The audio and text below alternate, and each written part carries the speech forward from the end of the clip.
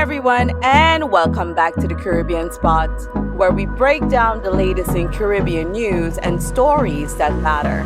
Today, we're talking about a high profile visit that's got the region buzzing: U.S. Secretary of State Marco Rubio's Caribbean tour. This is his first official visit to the region, and he's got a packed itinerary. This visit comes at a pivotal time, with new challenges on the horizon that could significantly impact our economies and regional stability. We're breaking down where he's headed, who he'll be meeting with, and what's on the agenda. Let's dive in. Secretary Rubio's itinerary includes stops in Jamaica, Guyana, and Suriname. The primary goals of this tour are to strengthen diplomatic relations, discuss regional security, and address economic collaborations. However, a pressing issue has emerged that adds a new layer of complexity to these discussions. Caribbean Community CARICOM leaders convened a virtual meeting on March 21st, 2025, to discuss their concerns about the U.S. proposal to impose substantial fees on China-built ships entering American ports. This initiative aims to revitalize the U.S. shipbuilding industry by discouraging reliance on Chinese built vessels.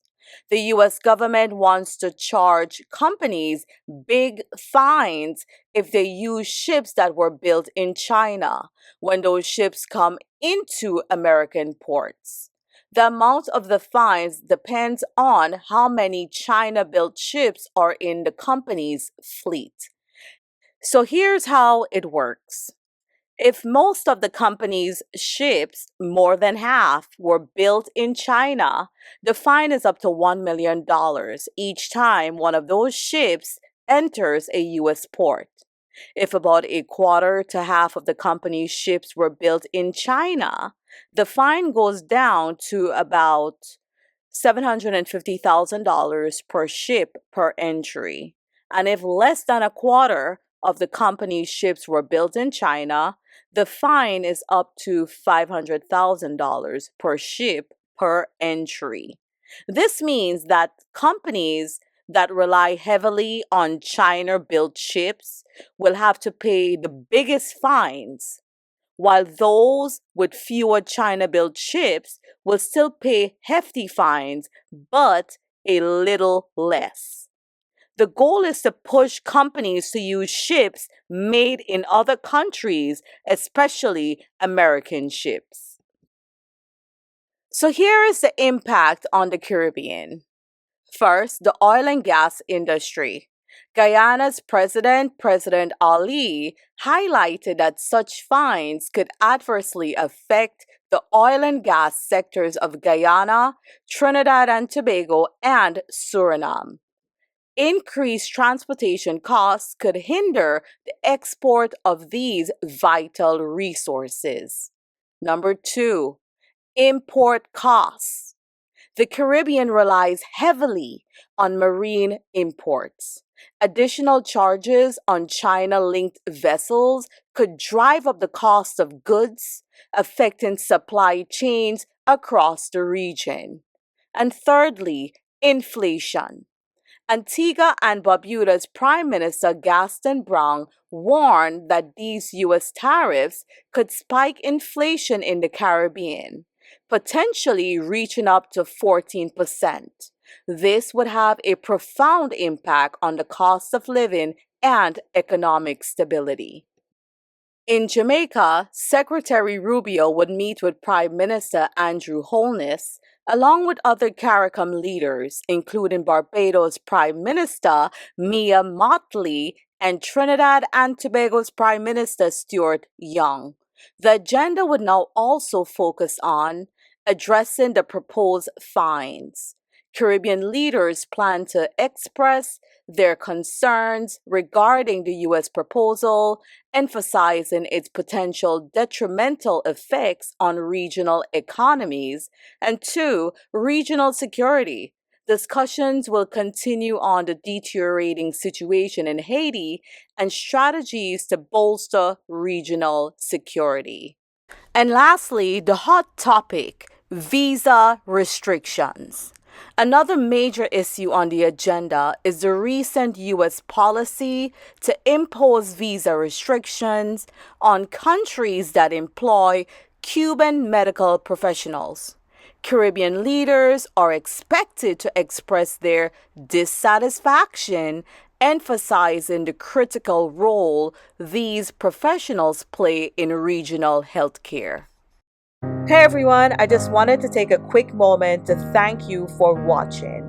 If you're enjoying this content and want to see more, do me a huge Caribbean favor. Hit that subscribe button, give this video a thumbs up, and drop a comment below. Your support helps me grow this channel and build a strong Caribbean community where we can have real conversations. Let's keep this momentum going. Like, share, comment, subscribe. Now back to my commentary. The next stop for Secretary Rubio is Guyana. In Guyana, talks with President Ali will cover energy cooperation, exploring collaborations in the oil and gas sector, considering the potential impact of the proposed U.S. fines, finding ways to minimize economic fallout while maintaining production levels will be a key focus. And lastly, territorial integrity. Addressing the ongoing border controversy with Venezuela over the Essequibo region, the U.S. is expected to reaffirm its support for Guyana's sovereignty and peaceful resolution of disputes. Secretary Rubio's final stop would be in Suriname. And in Suriname, discussions with President Chan Santoki will include economic development, focusing on opportunities for economic collaboration, particularly in the energy sector, amidst the new challenges posed by U.S. policies. Security cooperation, addressing regional security concerns and strengthening bilateral ties. Before we wrap up, we need to take a moment to understand the seriousness of these fines on China-built vessels. If no resolution comes from this meeting to address this issue, we must as a region devise a strategic plan to offset the cost of these goods reaching our shores. One major concern raised by President Ali is the impact of oil export from the Caribbean.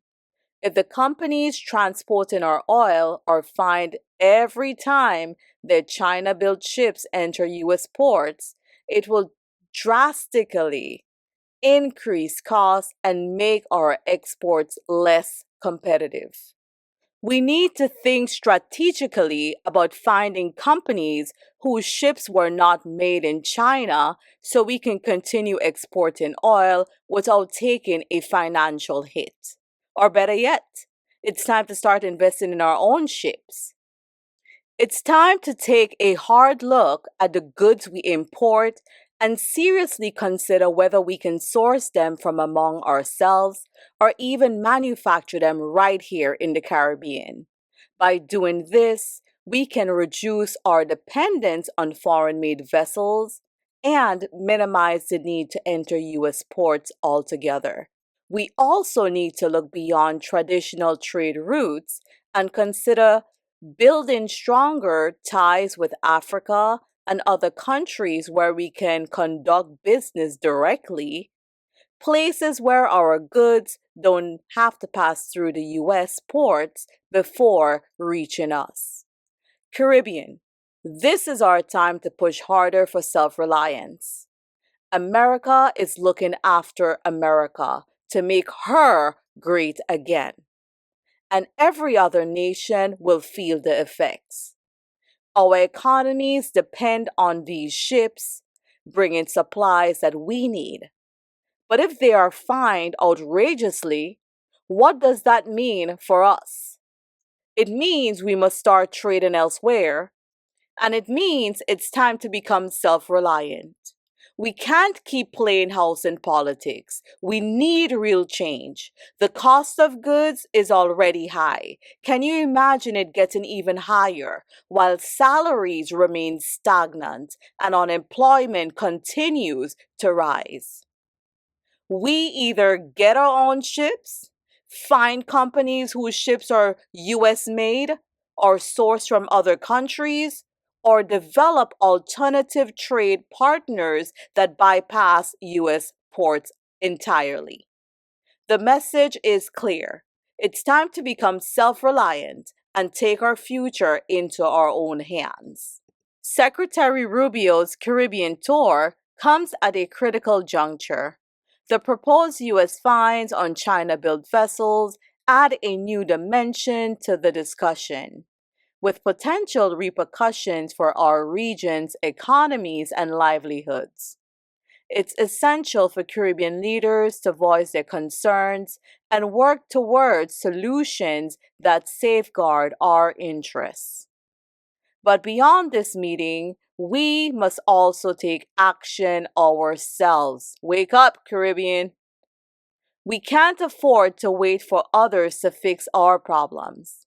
It's time to push for greater self-reliance, whether it's finding alternative trading partners, investing in our own ships, or manufacturing more goods locally. The message is clear. We must secure our future. Make the Caribbean greater.